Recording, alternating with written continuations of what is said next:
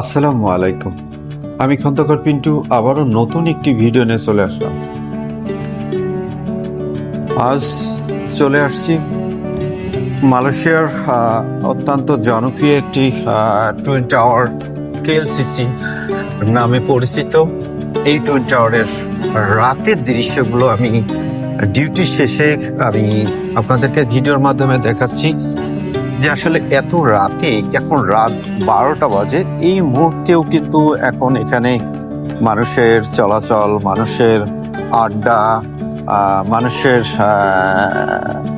যে কারণে এখানে এসে একটু বসে তারা আসলে একটু পানির কালার দেখছে অথবা আনন্দ ফুর্তি করছে, মনের কষ্ট নিবারণের জন্য কিন্তু সুন্দর সুন্দর যেই প্রতিষ্ঠানগুলো আছে এই মালয়েশিয়াতে, এইগুলোই, এই জায়গায় মানুষ ঘুরতে আসে, পর্যটক আসে, অথবা কেউ বেড়াইতে যাচ্ছে অথবা বসে থাকছে একটু মন ভালো করার জন্য।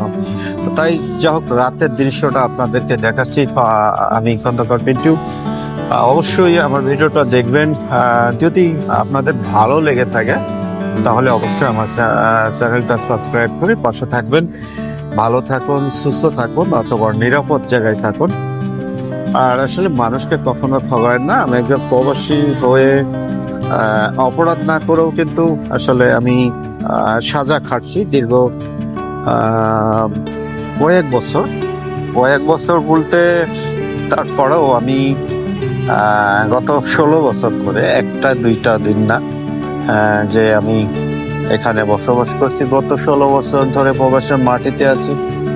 দীর্ঘ টাইমের অভিজ্ঞতা থেকে আমি কিন্তু আপনাদেরকে এটা বলছি, আসলে চিরস্থায়ী যখন এই পৃথিবীতে থাকবেন না, কেন মানুষকে ছোট করবেন অথবা অবহেলা করবেন, ঘৃণা করবেন?